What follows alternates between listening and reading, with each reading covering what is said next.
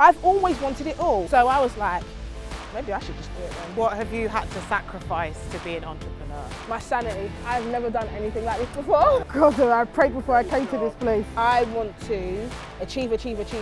We are currently on the edge of a cliff. I would love to know some of your biggest fears. If there's anyone I want to be a role model to, it's my kids. I want to show female entrepreneurs especially that you can have your version of it all. So proud! I'm Tinuke, adventurer and entrepreneur.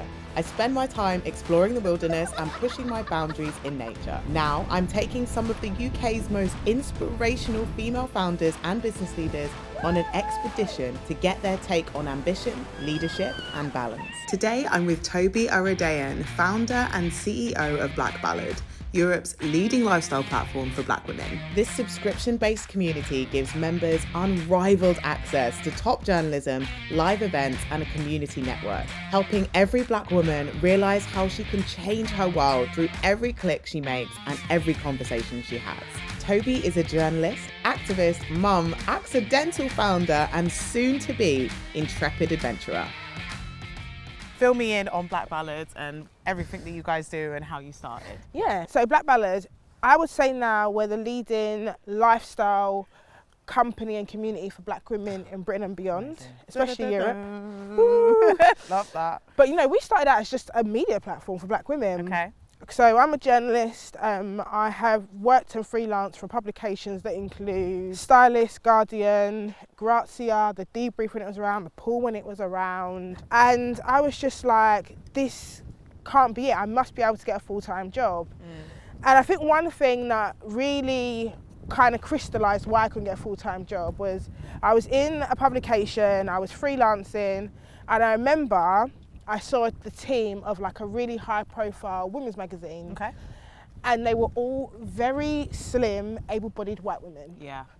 And it just dawned on me that I didn't look like them. Yeah. And that might be an issue. That might be something that was holding you back. You would have white men and women Deciding. deciding what we should eat, what we should look like, the type of careers that we should have, even how motherhood should look.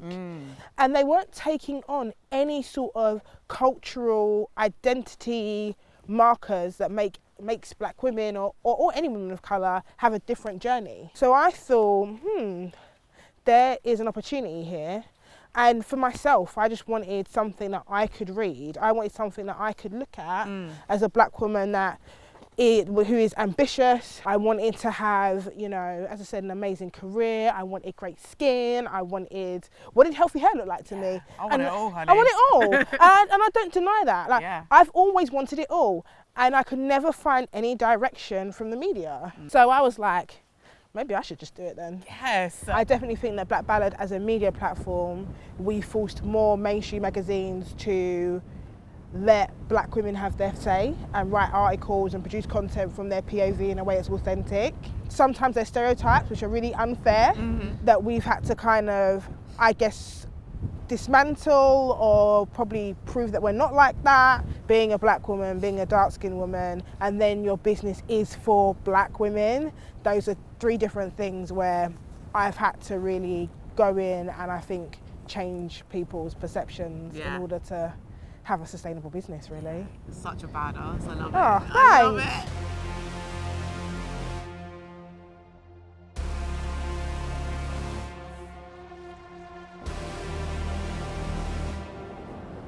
Okay. I've never done anything like this before. Yes, Tobi! Smashing it, absolutely smashing it. Oh. You're doing so well, babe. Jesus Christ of Nazareth. You're doing so Hey!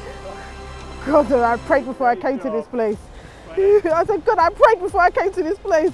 This must be very different to your average boardroom again. On the office day. Yeah,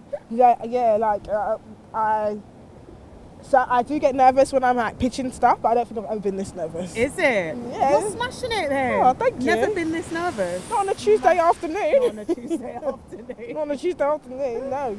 That leaning back and like trusting that it's Gonna gonna be work okay. Does that feel like anything to do with in business? That feels like that is entrepreneurship in a nutshell. Yeah. Doing everything that you think is just like against the grain and being like it's going to work out. Yeah, people say you shouldn't do this, you shouldn't do that, you shouldn't take that risk, it's not going to work out. And you're like, I've got to lean into it and give it my all, because if you don't do it properly, then it won't work out. You smashed it. Listen, it's scary up there, scary here. People were like, Scary everywhere. to see what we're seeing is like, oh, this is different. Yeah. Okay, so considering we are currently on the edge of a cliff, I would love to know some of your biggest fears. In entrepreneurship or life? Both. Entrepreneurship, run out of cash, man. That's every entrepreneur's fear. Yeah. Run out of cash. What about in your personal life? In my personal life, oh, that's an easy one. Not being the best mother. My kids didn't ask to be born into this world. I made that conscious decision. So that's why I always feel like my kids get the best of me, because I owe it to them. What about when you started? What were your ambitions, considering to how different they might be from now? I wanted to disrupt the journalism industry. I wanted to see more black women in not just newsrooms, but women's magazines and lifestyle, like offices. I wanted to change mainstream media's sort of approach to who's on the covers, the stories they were telling.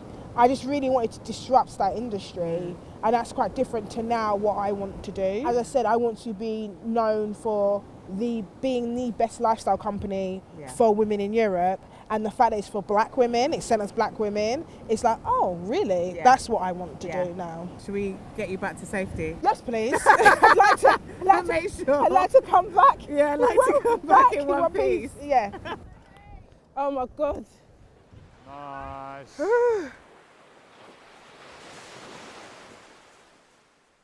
So would you describe yourself as an ambitious or a competitive person? Yeah, I'm a type A. I want to achieve. Like, people say, oh my God, you've done amazing stuff. And I'll be like, not really, because I ain't where I want to be. Like, that was yesterday's news. I'm just looking at last year and being like, these are all the things we need to improve, and I want to do that in 2026. Yeah. Black women receive less than 1% of VC funding, yet you've managed to raise capital and grow. I have. Do you have any advice?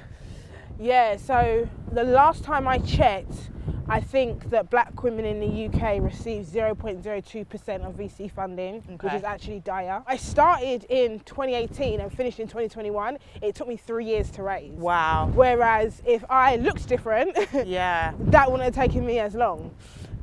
So I had a mix of some VC, then angels, which are individuals who give you checks, and then I always intended to do a community crowdfund, which is when your community invests in you. Yeah. So How did that go? we were successful. Amazing. We raised 335,000 within 6 weeks. Wow. And like the lowest amount you could put in was like £14, and the highest amount we got was 50,000. Wow. But people were putting in like grand, and you know, for me, it wasn't a support thing. It was no, like, this is an investment. I want people to get their money back. One of the things that has been a blessing in disguise is that where I've not had a ton of cash, I had to run lean. With the investment that we had, I couldn't make rash decisions and spend and actually take as many risks as I wanted. Yeah. I had to learn how to make money stretch. How do you navigate when there's not a lot of cash in the bank? How do you navigate when there is a lot of cash in the bank? What have you had to sacrifice to be an entrepreneur? My sanity. My sanity, my sleep. Yeah. I've sacrificed maternity leaves. Yeah. You know, I don't think I've really had them. You sacrifice a lot of like time with friends and family actually, but I feel like the friends that have got it, and the friends that haven't, we ain't friends. We ain't friends no more. So do you think that black female founders get the same opportunities as everyone else? No. Straight up. There's no way. Cold, hard, solid no. 100%. No, you don't. This isn't meant in an egotistical way, but Black Ballad has outlasted huge media platforms like Vice. Yeah. And we're still here. The fact that we've been here for so many years, but I still have to prove that we're a worthwhile investment is insane. And I think it does come down to race. Yeah. It absolutely does.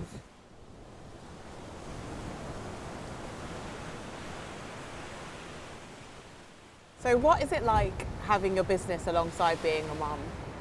It is a juggle. Yeah.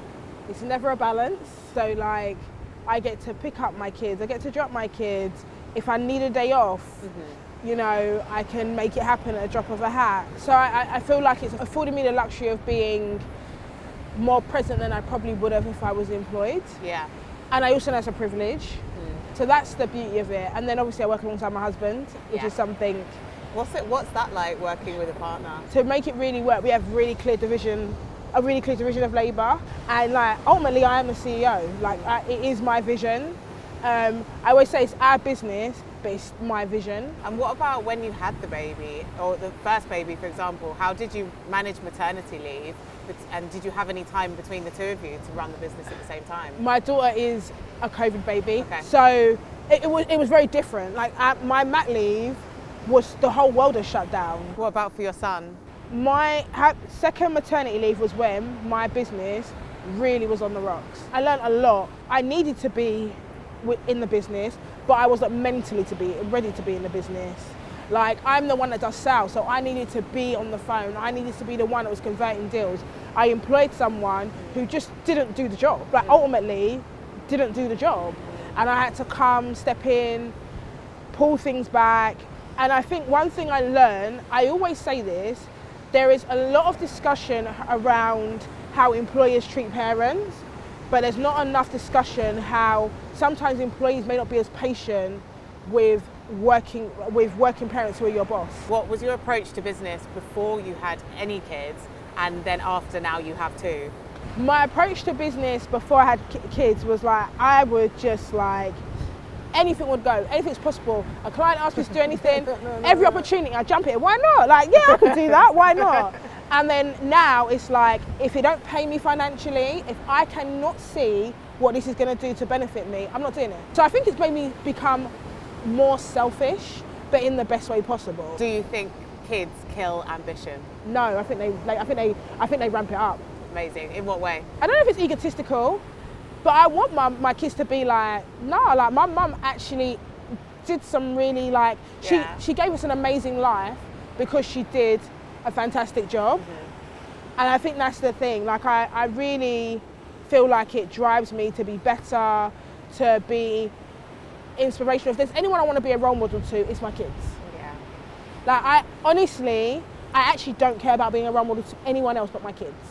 So for me, it's ramped up my motivation to be better, to make more money, to stand out. Ambition is that you've got big dreams, you're never satisfied, you're constantly trying to achieve the next thing. Well, speaking about achieving big things and new goals, I feel like we've got a new challenge for you to get going here. Okay. Another fear to conquer, because we are about to go and jump into that coastal pool over there.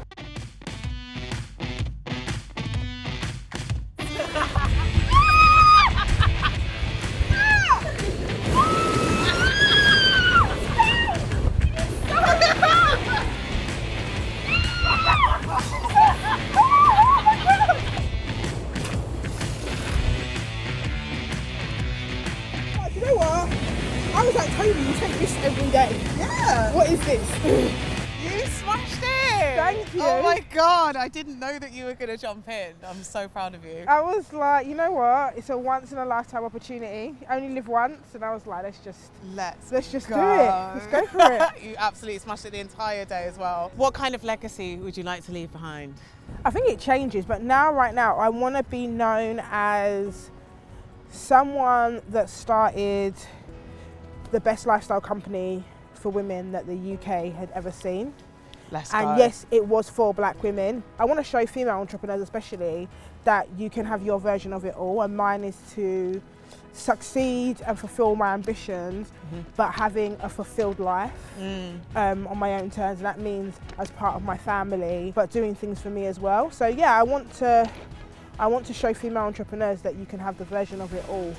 Whatever that version is for you. Whatever that version looks like for you. Yeah. Well, thank you so much for today. We absolutely smashed it. We're so proud of you. Thanks for watching CEOs Go Wild with Tobi Oredein, founder and CEO of Black Ballad. Please like, comment and subscribe for more adventures.